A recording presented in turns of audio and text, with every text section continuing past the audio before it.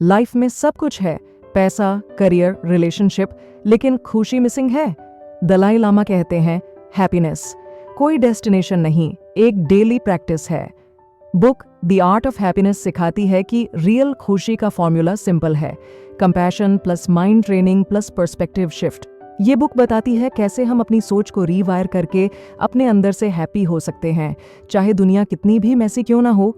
इस वीडियो में हम ब्रेक डाउन करेंगे दलाई लामा के टॉप लेसन, हैप्पीनेस का ट्रू डेफिनेशन का सीक्रेट पावर, और कैसे अपनी लाइफ में उन्हें अप्लाई करके परमानेंट इनर पीस पाई जा सकती है। तो रेडी हो अपनी हैप्पीनेस का स्विच ऑन करने के लिए? वीडियो को एंड तक जरूर देखो। अगर वीडियो पसंद आए तो इसे लाइक, शेयर और सब्सक्राइब करना न भूले।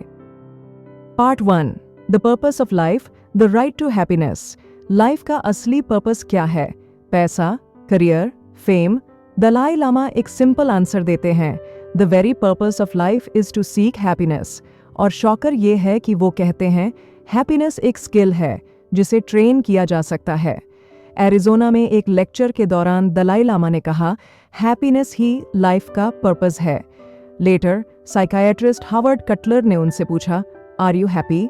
दलाई लामा कामली बोले, यस डेफिनेटली, और फिर एक्सप्लेन किया, माइंड को ट्रेन करके, एटीट्यूड और आउटलुक को शिफ्ट करके हम अपने अंदर डिसिप्लिन क्रिएट कर सकते हैं, जिससे सफरिंग कम और हैप्पीनेस ज्यादा होती है।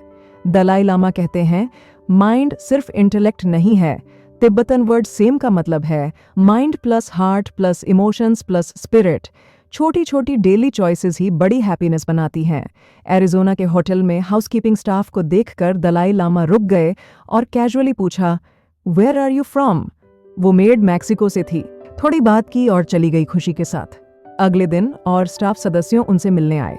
And of week dozens of maids line में खड़ी होती थी, सिर्फ उन्हें देखकर स्माइल करने के लिए।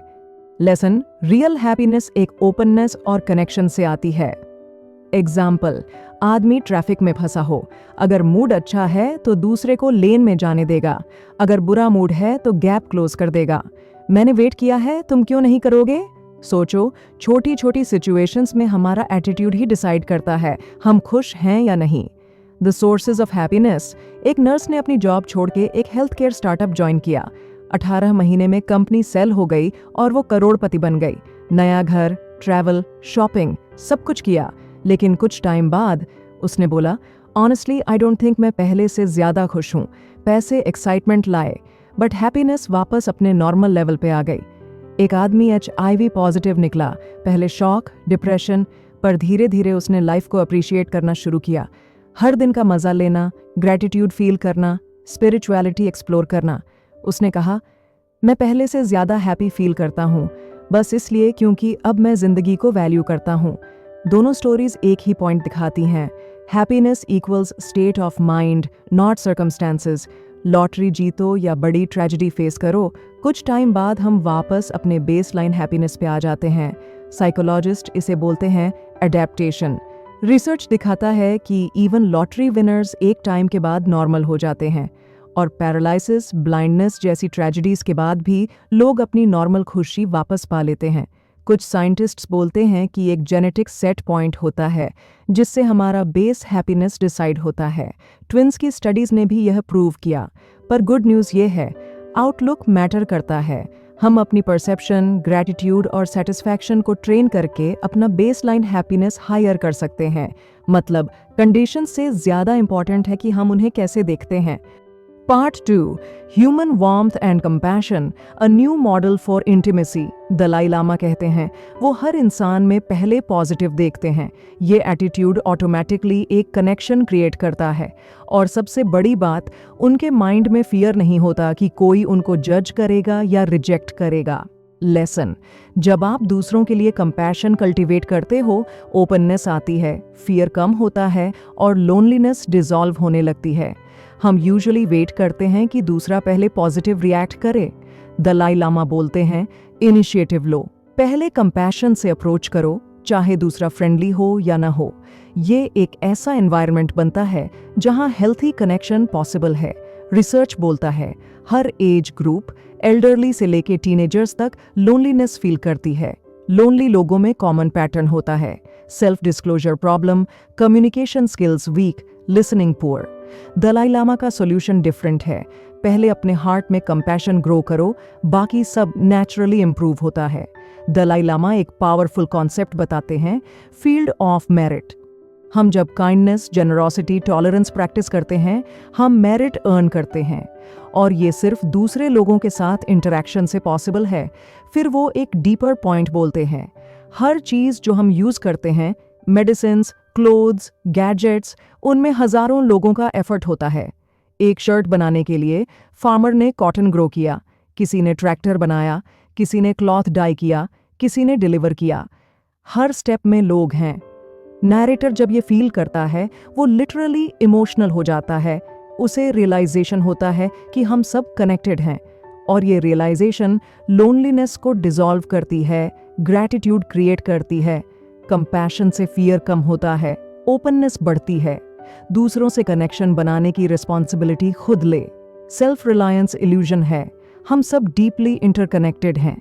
ग्रैटिट्यूड और कंपैशन लाइफ को सॉफ्ट और मीनिंगफुल बना। Part 3, transforming suffering. Facing suffering, suffering life का नेचुरल हिस्सा है। उससे भागने के बजाय सामना करो, समझो और अपने रिस्पॉन्स को ट्रांसफॉर्म करो। बहुत सारा दुख इनेविटेबल होता है, पर बहुत सारा हम खुद क्रिएट भी करते हैं, अपनी सोच, रिएक्शंस और हैबिट्स से। किस्सा गौतमी और मस्टर्ड सीड की कहानी। अपने बच्चे की मौत के बाद वह हर घर से मस्टर्ड सीड मांगती है। शर्त, जिस घर में कभी किसी की मौत न हुई हो, ऐसा कोई घर मिलता ही नहीं। लेसन, सफरिंग यूनिवर्सल है। मेरे साथ ही क्यों का इल्यूजन टूट जाता है और रेजिस्टेंस कम होती है। हम सफरिंग को अवॉइड करते हैं, alcohol, distractions, denial, blame game से, पर अनट्रीटेड डिजीज की तरह प्रॉब्लम वर्स होती है। रैंडल ने अपने फादर की डेथ पर आई एम फाइन बोला, इमोशंस दबा दिए। 1 साल बाद डिप्रेशन, जब ग्रीफ को फील किया, थेरेपी से लिफ्ट हो गया। Lesson, feel to heal. Emotions process करो, पुश मत करो। Dalai Lama's approach, face it head on, problem को पहचानो, एनिमी की कैपेबिलिटी जैसे battlefield brief. Mental rehearsal, old age, illness, death पहले से कॉन्टेम्पलेट करो। शॉक कम होगा। दलाई लामा अपने लव्ड वंस की डेथ पर सैडनेस एक्सेप्ट करते हैं, पर सेल्फ पिटी नहीं। कहते हैं, अगर सच में प्यार था, उनकी विशेस को काम माइंड से आगे बढ़ाओ। रीफ्रेम, अगर ग्रीफ में अटक गए, सेल्फ अब्जॉर्प्शन हो जाता है। दूसरों के दुख को याद करो, आइसोलेशन कम होती है। जहां सफरिंग कम दिखती है, वहां लोग उसे एबनॉर्मल समझते हैं। फिर ब्लेम कल्चर आता है, सिस्टम, पेरेंट्स, पार्टनर या खुद को। शिफ्ट, सफरिंग को नेचुरल मानोगे तो टॉलरेंस बढ़ेगी, वरना छोटी छोटी चीजें भी क्राइसिस लगेंगी। रेजिस्टिंग चेंज, गिल्ट तब आता है जब हम सोचते हैं कि गलती इररिपरेबल है। दलाई लामा कहते हैं, जब सब कुछ बदलता रहता है तो पेन भी पास होता है, मगर हम सबसे ज्यादा दुख तब क्रिएट करते हैं जब चेंज का रेजिस्टेंस करते हैं। लाइफ का सबसे बड़ा रूल, इम्परमानेंस। हर चीज हर पल चेंज हो रही है, ब्लड फ्लो जैसा, कभी स्टैटिक नहीं। प्लेजेंट मोमेंट्स लास्ट नहीं करते, इसलिए चिपकने से पेन बढ़ता है।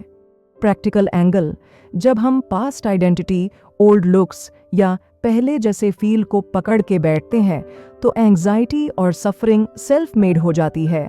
एक बच्चा रात 2 बजे टंग बार बार बाहर निकाल रहा था, panic. Doctor, relax, he just discovered his tongue.